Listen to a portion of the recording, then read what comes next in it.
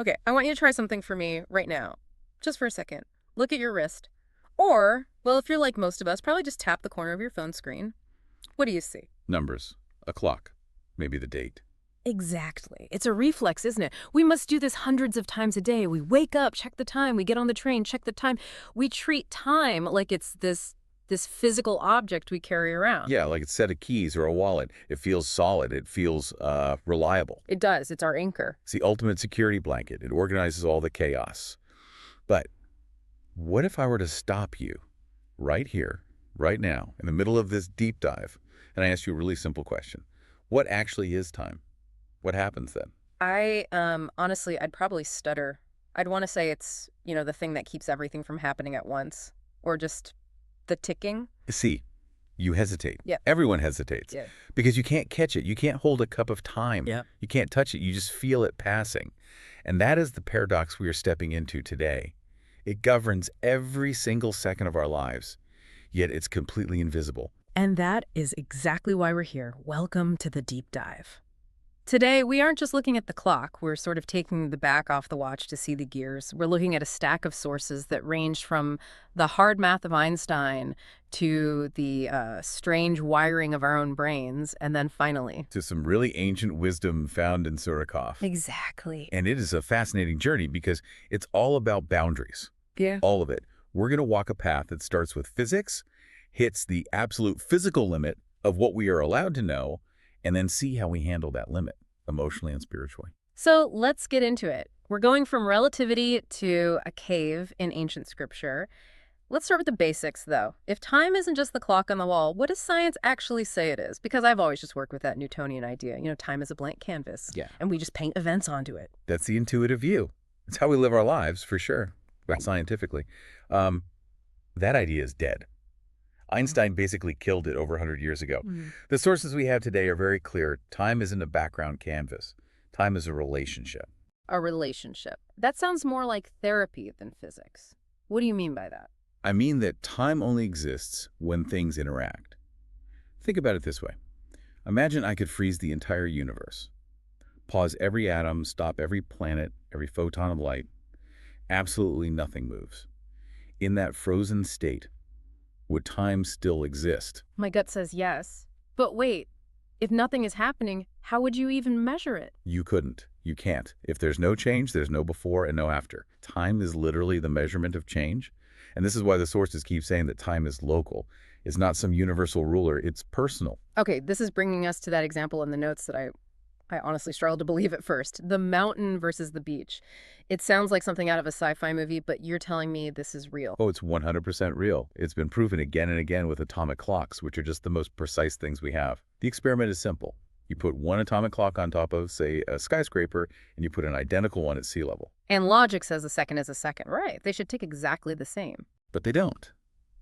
Not exactly. The clock at sea level is closer to the center of the Earth's gravity. It's experiencing a stronger pull. And Einstein showed us that gravity literally drags on time. It slows it down.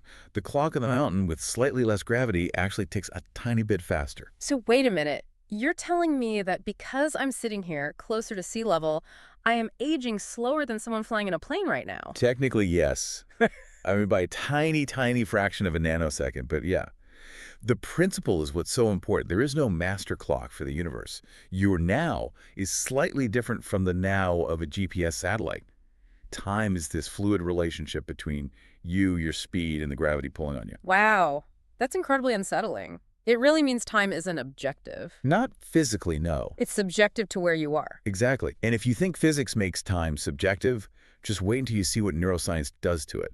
Because if physics says time is fluid, the brain just says, hold my beer. Right. We're moving from physical relativity to emotional relativity. This is something we've all felt. You're at a great dinner party, amazing conversation, and then suddenly you look up and it's midnight. 4 hours just gone. Vanished. Joy accelerates time. But then you think about the opposite. You're sitting in a hospital waiting room, or you're grieving. It just stops. It feels like a physical wait. 5 minutes feels like 5 hours. And there's a specific mechanism for this. The sources point to the car accident phenomenon. You hear about this all the time. Someone gets into a crash and they say, it all happened in slow motion. I saw every piece of glass. I always just assumed that was, a figure of speech. Or maybe just a trick of memory. It is a trick, but a really sophisticated one. It isn't magic, it's just information processing. The sources explain that in a moment of life or death fear, your amygdala, the brain's fear center, it basically hijacks the whole system. It screams, record everything. We might need this data to survive. So it turns up the frame rate? Yep. Like a high-speed camera. Precisely. Your brain starts laying down memories at hyperspeed. It's taking this high-resolution video instead of its usual standard def. It's packing so much detailed information. The sound of the tires, the flash of light into a single second. So when you play it back in your mind later? When you play it back, your brain says, whoa, look at all this detail. This much stuff usually takes 10 seconds to happen. So it stretches the memory out. The actual duration of the accident didn't change, but the density of your experience of it did. That really makes you question what's real, doesn't it? If physics can bend time and our own brains can warp time, is time even fundamental? Or is it just something we're making up? That is the million-dollar question. And the source material brings up a concept here called emergent time. This is probably the deepest part of the physics we're covering today. It suggests time is like temperature. Okay, unpack that for me. How is time like heat? Well, think about the air in this room. It has a temperature, right? We can say it's 72 degrees. Yeah. But temperature isn't a thing. You can't catch hot in a jar. Temperature is just a word we use to describe the average speed of air molecules bouncing around. Right. Fast molecules are hot, slow molecules are cold. Exactly. Temperature emerges from the movement of molecules. If you could stop all the molecules completely, temperature wouldn't just be zero. The whole concept would cease to exist. And the theory is that time is the same. It's not a fundamental building block of reality. It's just the exhaust fume of the universe changing. So time doesn't create anything. It's just a byproduct. Correct. It suggests that if the universe stopped changing, time wouldn't just pause, it would vanish. It implies that time isn't the base reality. It's just a side effect of things happening. That makes me feel incredibly small. We spend our whole lives trying to save time, manage time, beat the clock. And the clock might just be a hallucination of physics. It strips away our control, doesn't it? Completely. Yeah. And that loss of control leads us directly to the next boundary. We've looked at the micro scale of the brain, but now we have to look at the macro scale, the cosmos. Because just as our brains have limits, the universe has a very physical limit on what we can ever know. This is the wall of knowledge section. And I have to admit, when I read this part of the research, I had to put it down for a second. We're talking about the hard limit of information itself. We are. And to understand it, we actually have to talk about black holes. Black holes! I thought we were talking about knowledge. We are. But here's the catch. Information is physical. We tend to think of data, a photo, a thought, as this abstract, floaty stuff. But in physics, every bit of information needs energy to exist. You need energy to store it. Okay, I'm with you so far. Information equals energy. And Einstein taught us that energy equals mass. E equals mc squared. Exactly. So let's do a thought experiment. Imagine we want to build the ultimate computer. We want to be gods. We want to build a machine that knows the position and speed of every single particle in the universe. We want total knowledge. Okay, so we need a hard drive the size of a galaxy. You try. But as you pack more and more information into a finite space, you are packing in more and more energy. And because energy is mass, you are effectively making that computer heavier and heavier, more and more dense. Oh, I see where this is going. If I pack too much mass into one spot. You create a gravity well. And eventually, if you try to store every single detail of the universe, the density of that information becomes so immense that the computer collapses under its own gravity. It turns into a black hole. It turns into a black hole. And what happens inside a black hole? The information is hidden forever. It's cut off from the rest of the universe. That's the ultimate irony. The act of trying to know everything physically destroys the ability to know it. That's it. It is a paradox baked right into the laws of physics. It's called the Bekenstein bound. It effectively puts a do not disturb sign on the deepest levels of reality. The universe says, you are permitted to know some things. You're physically forbidden from knowing everything. It's a hard stop. Science just hits a dead end. It says beyond this point, observation is impossible. And usually on this show, when we hit a wall like that, we try to find a window, a different way of looking at the problem. And today, that window comes from a very different place. Yeah. We're pivoting to the source material on Surikov. Now, I want to frame this for everyone listening. We aren't looking at this as a religious sermon. We're looking at it because the text specifically addresses this exact crisis, the crisis of the limit, the anxiety of not knowing. Correct. Surikov isn't a science textbook. It doesn't give you equations, but it's a philosophical anchor. And the source highlights a very specific recurring phrase in the text.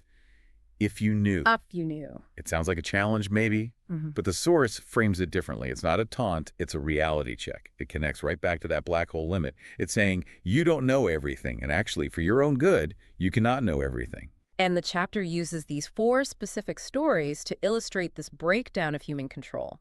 And they map almost perfectly to the physics we just covered. Let's walk through them. The first is the story of the sleepers in the cave. You have these young men who escape persecution, they hide in a cave, and they fall asleep. They wake up thinking they just took a nap, maybe for a day.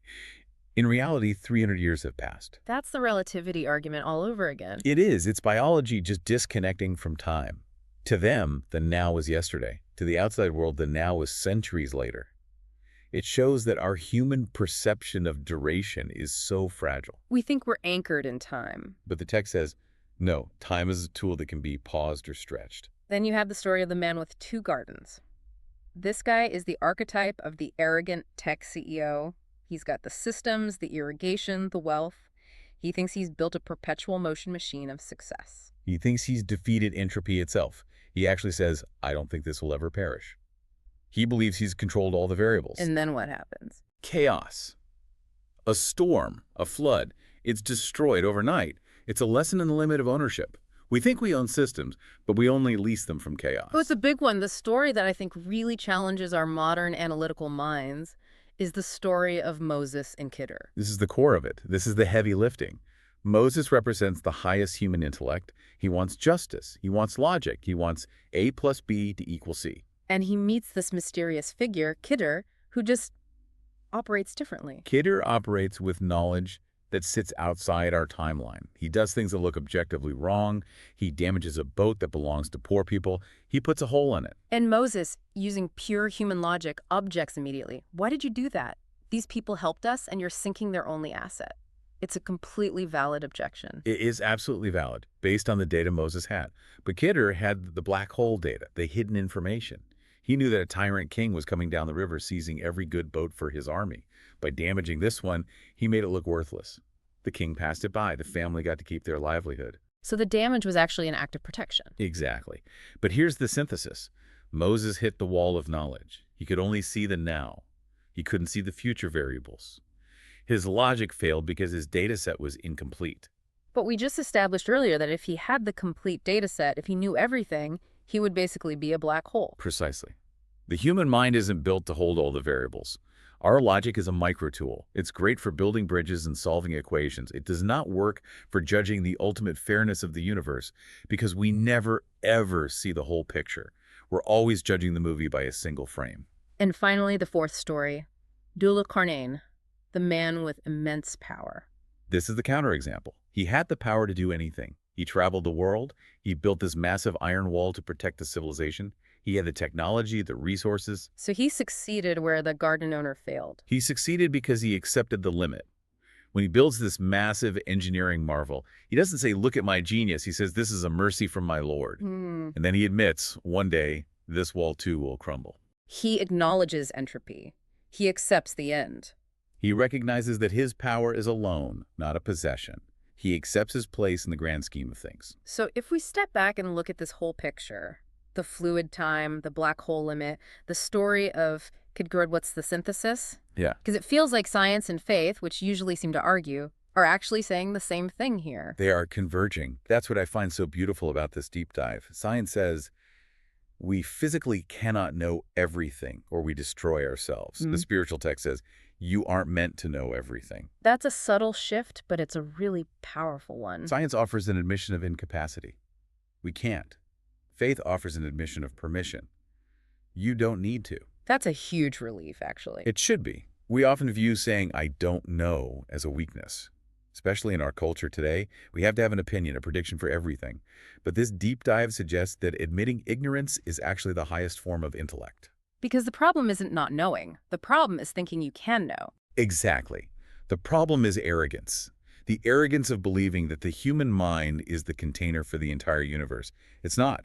The universe is the container, and we are just a small, observing part of it. The source material uses a wonderful word for this necessity of the unknown, harani, the necessity of wonder. Yes. And think about it. If we understood everything perfectly, if we were that ultimate computer life would lose its harmony. It would lose its surprise, its wonder. We'd just be robots executing a program. If I knew exactly what you were going to say next and exactly how my day ends and exactly when I die, I'm not sure I'd even want to play the game. Right. The unknown is what keeps us human. Keeps us searching, yes, but it also keeps us humble. If you remove the mystery, you remove the humanity. It's funny, we started this whole conversation looking at a watch, trying to figure out how to capture time, and we've ended up realizing that maybe the point isn't to capture it at all. I think that's the key takeaway. We spend so much energy trying to solve our lives. We want to solve the problem of time, solve the problem of our future. But perhaps some things aren't meant to be solved. They're just meant to be accepted. Accepted. That sounds like a passive word, though. Some people might hear that and think it means giving up. I don't see it as passive. I think it's active. It takes tremendous strength to look at the chaos of the world or the confusion in your own life and to say, I don't understand this yet, and that is okay. It's the strength of the sleepers in the cave, trusting the process, or the strength of that family with the damaged boat, trusting that it wasn't the end of their story. Exactly. Accepting that we see the past, not the present. Accepting that our logic is limited. That acceptance isn't defeat. It's the true definition of wisdom. It's the quiet after the noise. That is a perfect place to land. We often feel this pressure to conquer the unknown, but maybe we just need to make peace with it. Indeed. Thank you for joining us on this journey through time, physics, and wisdom. Thank you. Soon we'll talk another topic.